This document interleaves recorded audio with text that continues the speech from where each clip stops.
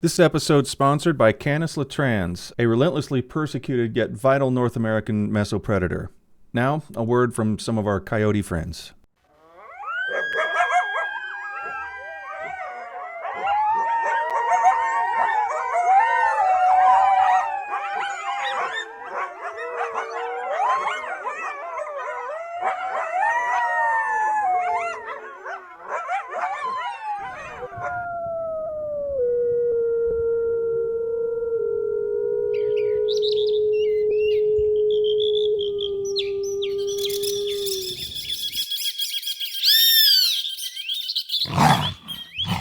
You're listening to the Rewilding Earth podcast.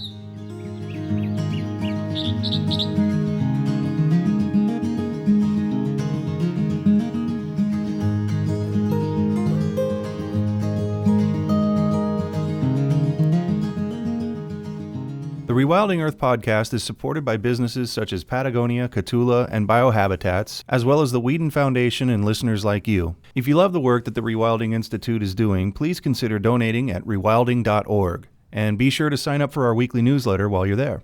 Francisco Santiago-Avila is an interdisciplinary researcher and nature advocate with over a decade's experience in conservation and animal science, ethics, and policy issues. He serves as the Big River Connectivity Science and Conservation Manager for Project Coyote and the Rewilding Institute, where he helps promote compassion and respect for wild carnivores in nature, their protection, and the rewilding of the Mississippi watershed.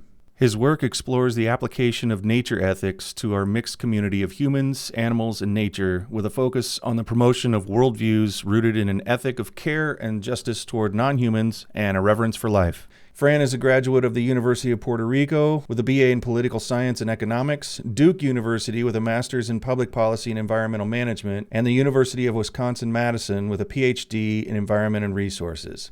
He's worked on a variety of environmental and conservation issues, from state wildlife management to national and international impact assessments. I first became interested in environmental concerns, not even, conservation, I would say more like environment and sustainability to start with.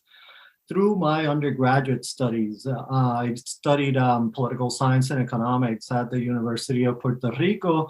And through those studies, I was introduced to, basically the environmental destruction brought on by, capitalism. And not only that, but the harm that it caused to beings that were the most vulnerable, historically oppressed, and that at the same time were the least responsible for this destruction and this harm to them. And those same interests of sort of trying to mitigate that vulnerability, trying to uplift the claims of those groups that are historically oppressed and least responsible for their predicaments is basically what started me off in the environmental movement, and then moving on to conservation more directly, right? It's this argument that this case for our community of life being much more than our human community, a community of life being a mixed community where we're embedded within a community of species. And so my perception of social justice is that social justice should include other species, and our relationships with other species should be based on both compassion and respect for the claims of those other species. So that's how I sort of went from political theory to economics to environmental valuation, which I got disillusioned with because of this argument of you only needing to protect something because of its monetary value. Through, getting embedded into the environmental animal ethics literature, I started seeing living beings and all living beings as so much more than their production value, their economic value, and understanding that what's most important about living beings is, more often than not, if not always, unquantifiable and even ineffable, right? Even indescribable to some extent. So that is why I'm engaged in this challenge of trying to rewild the world at the same time that I try to promote equitable coexistence with other than human life. Tell me a little bit about what's happening very soon. Yeah, awesome. So Big River Connectivity is this new initiative that we're launching in partnership with, it's a partnership between the Rewilding Institute, Project Coyote, and the Half Earth Project.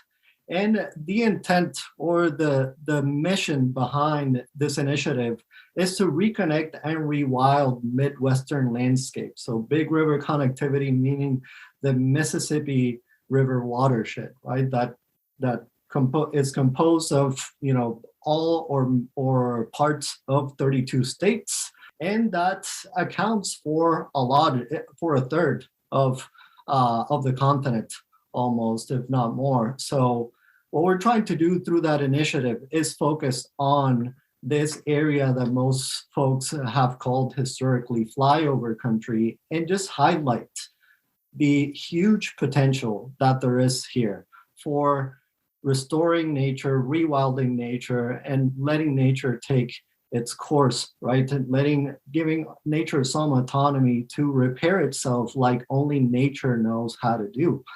Now, that is one component of the big river connectivity, is focusing on what we need to do to rewild these landscapes. Our point of departure here being one, promotion of both, as I mentioned, compassion and respect towards the biodiversity that we can share the landscape with, that we don't often do share the landscape with in equitable terms, but that we can do. And both science and ethics are telling us that this is doable, that this is not that complicated, and that this is going to further the well-being of everyone.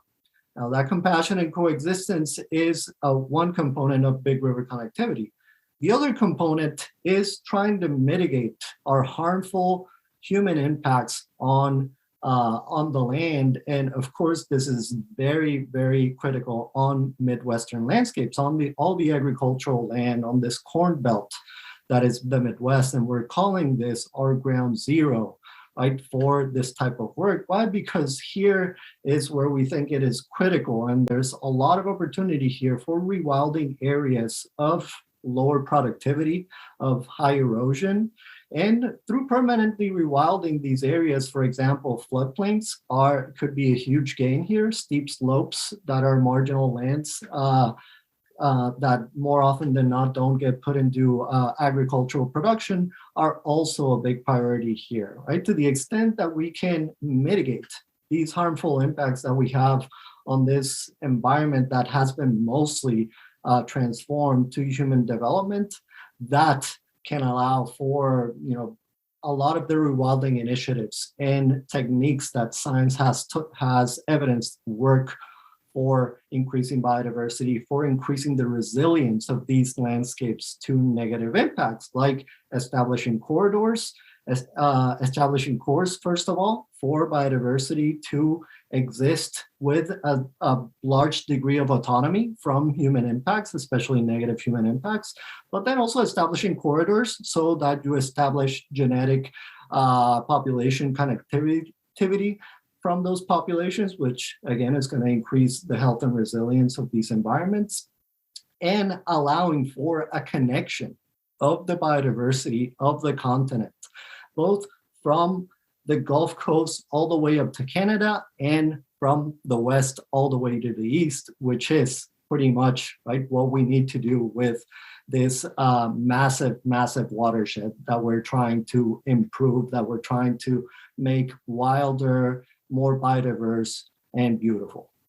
Last week, Audubon had its unveiling of the lower part of the watershed, representing 50 million acres. I mean, you can just carve out a chunk of this and it's 50 million acres, and you haven't even gotten close to half of it. Exactly. But does that ever get to you? Like, wow, we've done big thinking exercises in the past, but this is really, really big. How do you get your mind around that?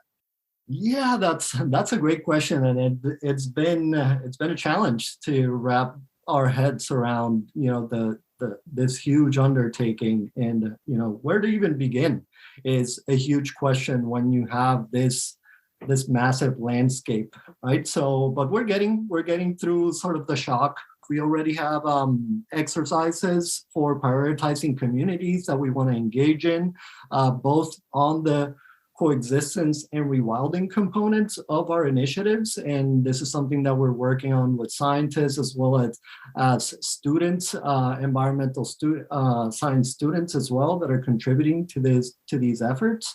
So the way we are attempting to begin this undertaking is by strategically identifying communities, be it through a number of factors: location, demographic makeup, economic demographics as well, political inclinations, as well as other reasons like the view they have towards wildlife, and of course, the amount of land that it's available in those areas for rewilding.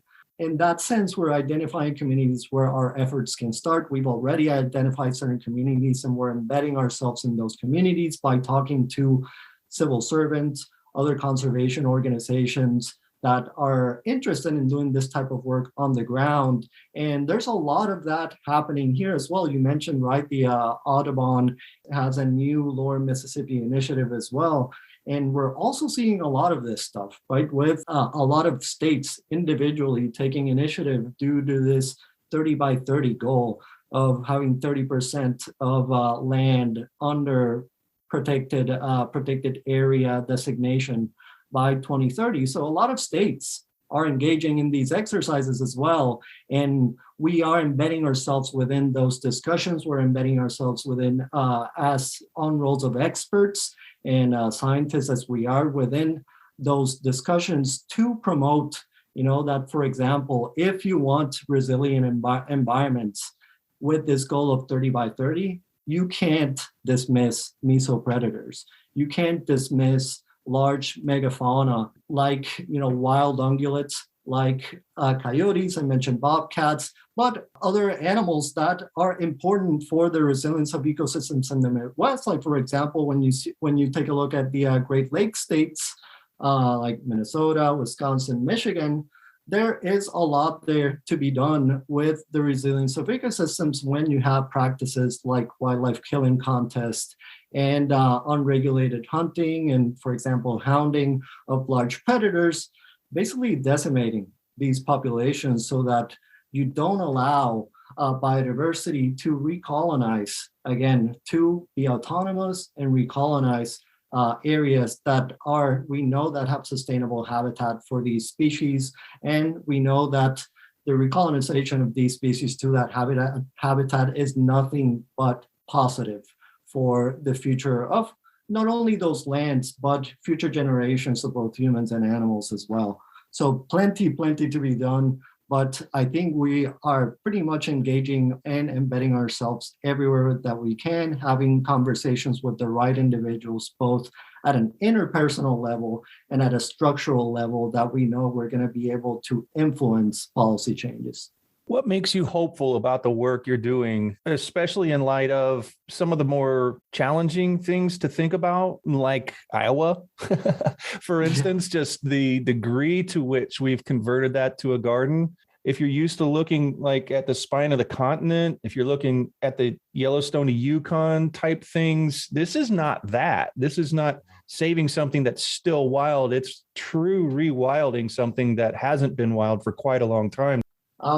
It's certainly a difficult task. I wouldn't say it gets me down. I think I look at it as, a huge challenge, but I think there are so many opportunities here that are just ripe to be sort of like pounced upon, right? To use a carnivore move.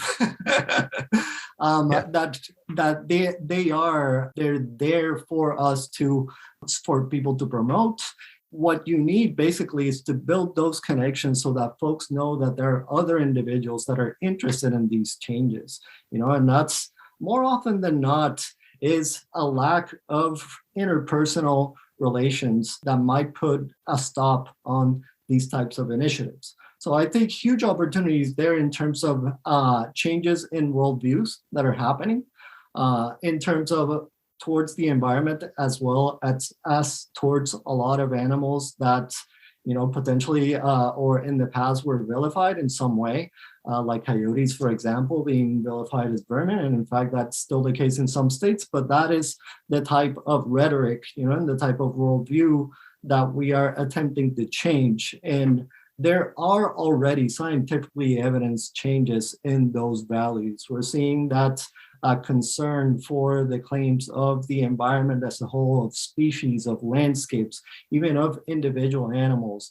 are being foregrounded a lot more now than even a few decades ago by both animal and environmental organizations. We are seeing a change, for example, of rhetoric in issues around agriculture and the impacts of agriculture and the type of agriculture that we're engaging in on our natural systems. For example, the fact that around 40% of the soy and corn that is grown on this corn belt is fed to animals rather than people. And the opportunity cost of engaging in those types of industries and in those types of trade-offs, when we know that, for example, we could feed a lot more people if we didn't feed all that corn and soy to animals. We can mitigate the dead zone in the Gulf. We can mitigate erosion. We can mitigate the increased influx of nitrogen in our systems if we mitigate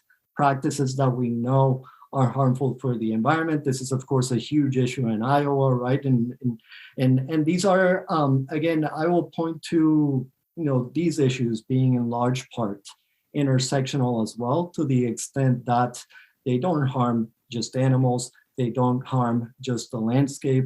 A lot of the time, we're seeing that human communities are being harmed by these anthropogenic impacts as well, and this is occurring all over this watershed. So, we talk about Iowa as the ground zero because it is the state that we've identified as the most transformed by humans.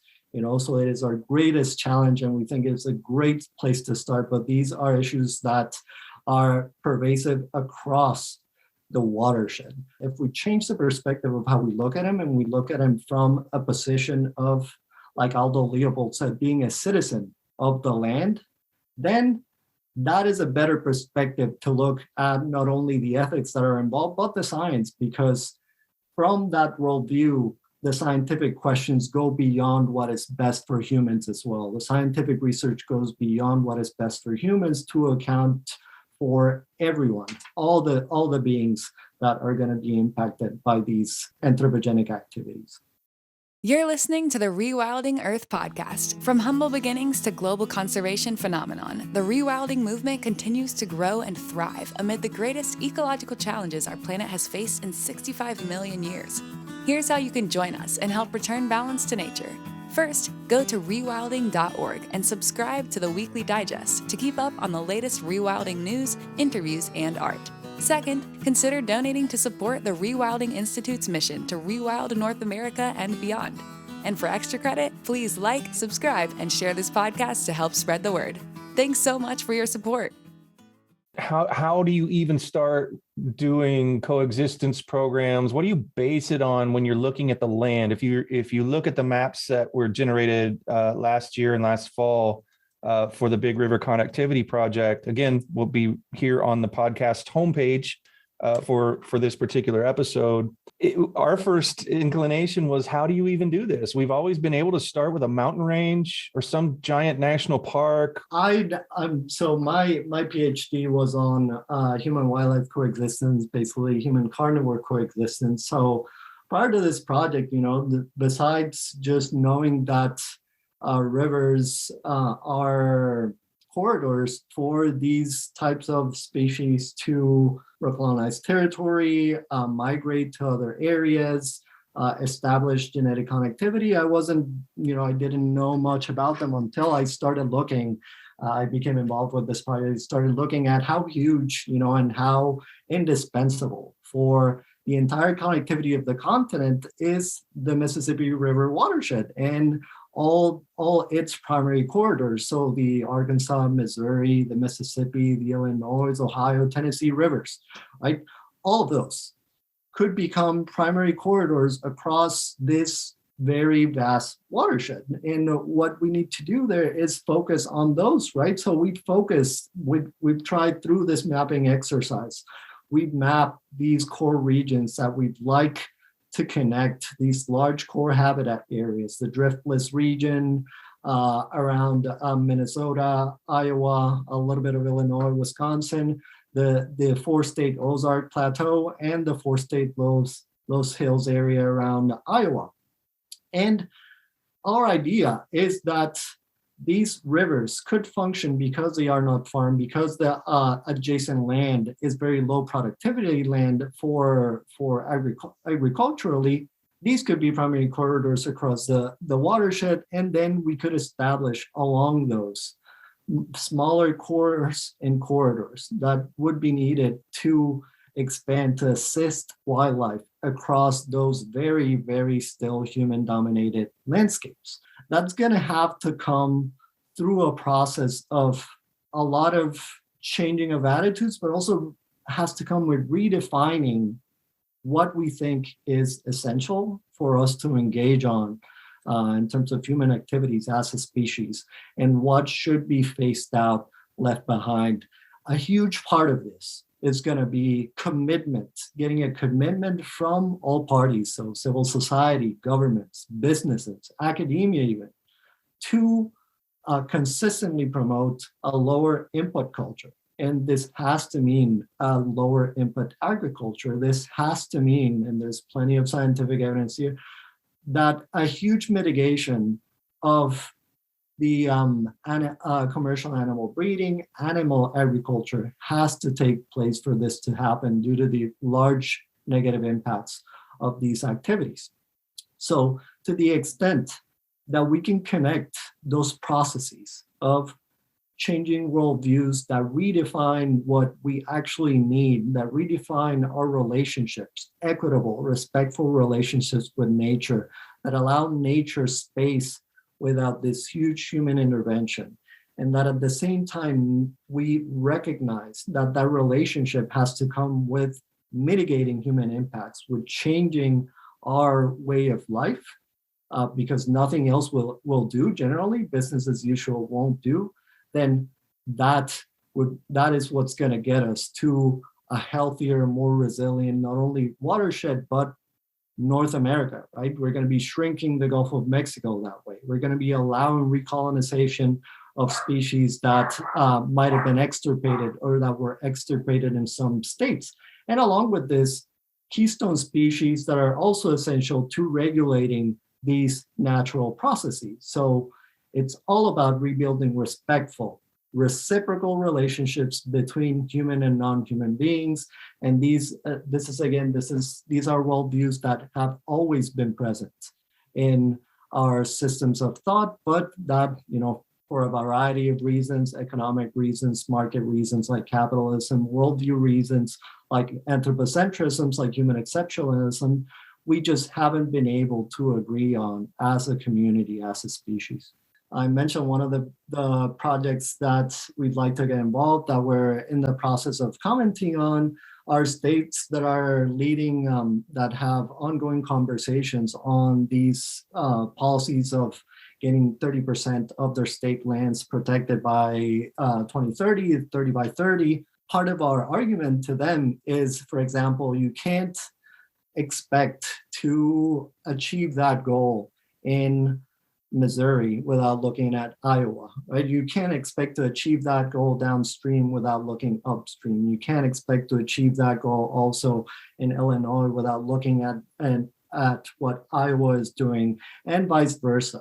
So to that extent, we'd love for folks to start thinking like we are proposing, to start thinking about this as a Mississippi River watershed, that we all have a part to play in, that this could be, the beginning of a worldview that establishes that watersheds may be a more important community, a more important nested community than your political community at the state level. Why? Because it relates all of us within this region. So it speaks to interdependency, it speaks to relationality, it speaks to valuing also what the claims of others are in other states relative to yours, for example, right? And it speaks also to intersectionality, that we need to think that we are to the extent that we want to further the well-being of nature, the well-being of our communities, we need to do that together. And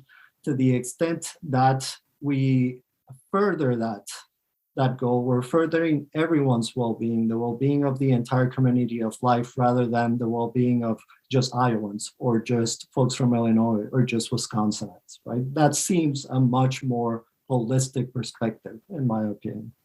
Well, I would imagine it's kind of disheartening to have a victory in one state, and just because of an arbitrary line, the next state over or up has a completely different human-wildlife coexistence situation. They might even have a wildlife killing contest. And so you're looking at your watershed and you're looking at the travel possibilities, opportunities for certain species, and they don't know anything about state lines. And it's almost like, gosh, we're building a better corridor for them to reach a state that's currently hostile to them.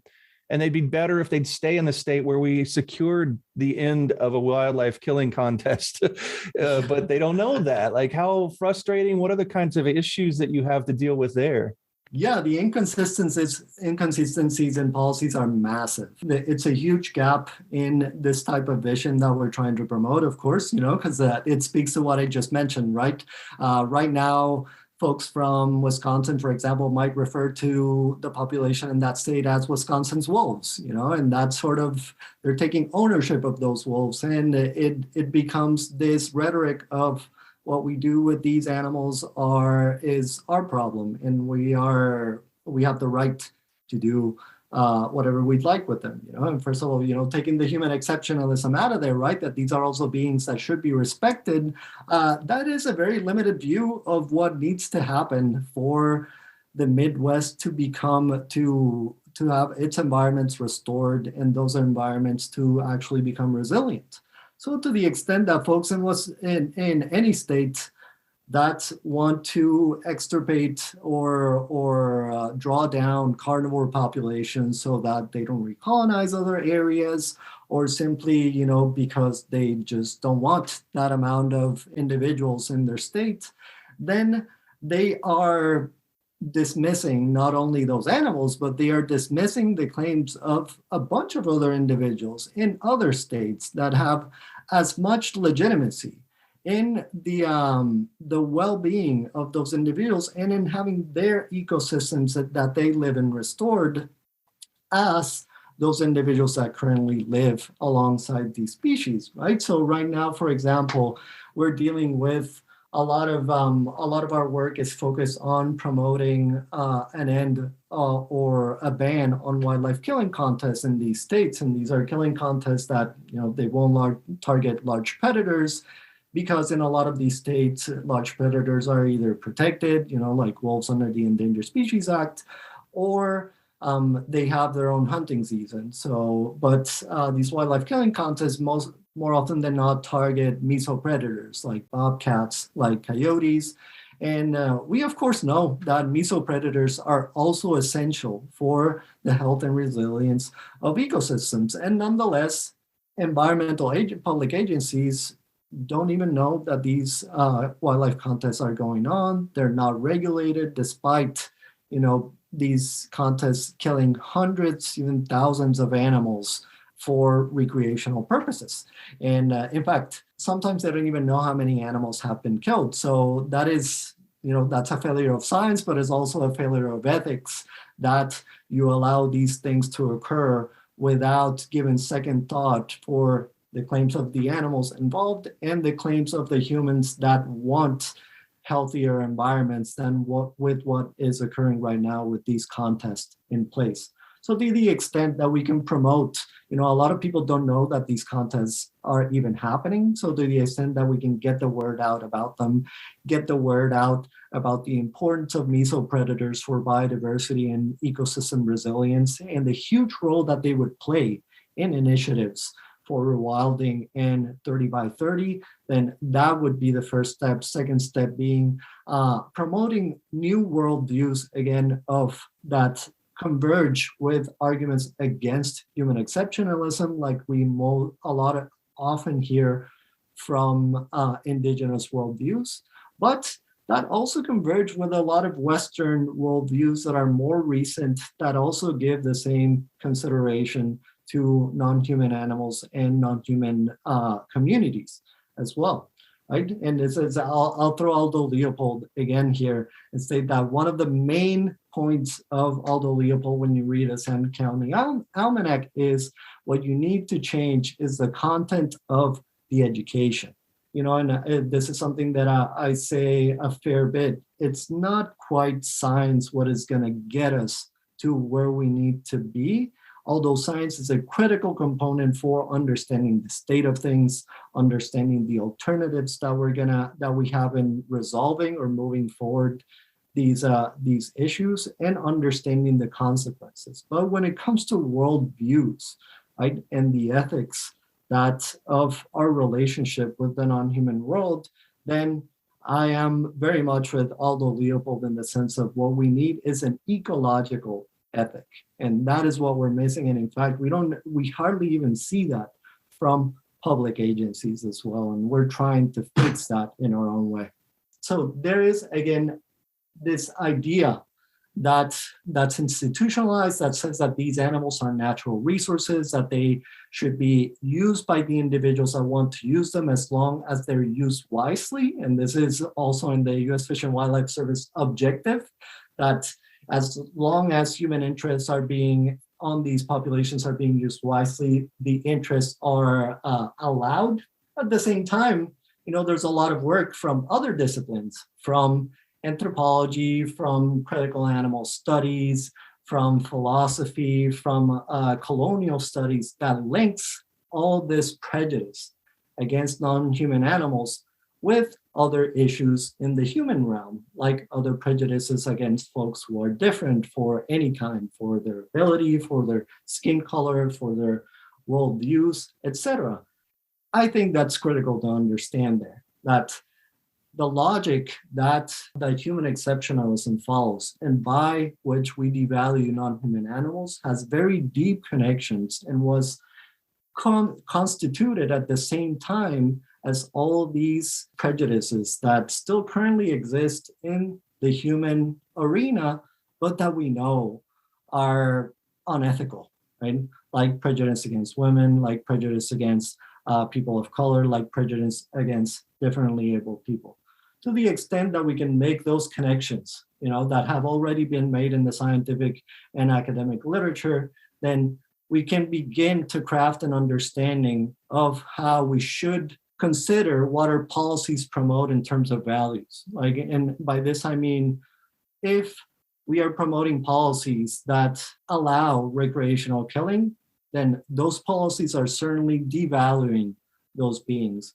There needs to be an engagement, an acknowledgement, and an analysis of why that is happening and how that is contributing to all the harm that we're doing, not only to animals, but to the environment and to each other through that same harm. Because again, animal agriculture is a perfect example here.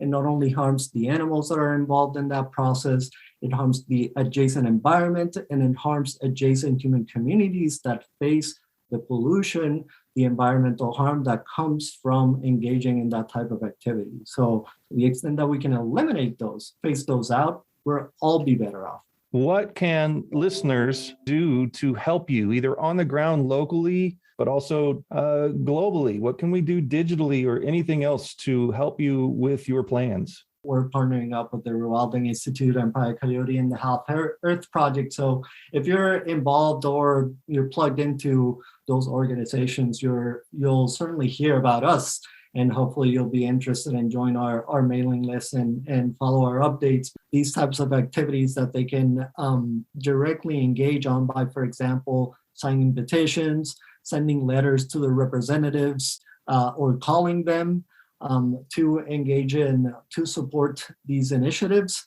but also being the fact that you are more engaged with these issues, that you are informed with these issues, can help a lot. And here again, I'm going to bring up the interpersonal aspect of policy, that to the extent that you within your own circles disseminate this information in a way that is, compassionate to the worldviews of others, respectful, but that also tries to engage and to promote coexistence to the individuals that may not be so inclined, that by itself would be huge for disseminating, for spreading the word, and for changing worldviews. Thanks for listening to the Rewilding Earth podcast. We do what we do because of you. This podcast is supported by listeners like you who long to live in a wilder world. Please consider donating at rewilding.org and subscribe to our weekly news and article digest while you're there. To go the extra mile, you can follow and share Rewilding Earth on Instagram, Facebook, and Twitter. Bonus points for sharing this podcast with your friends. To listen to past episodes, go to rewilding.org/pod. That's rewilding.org/pod.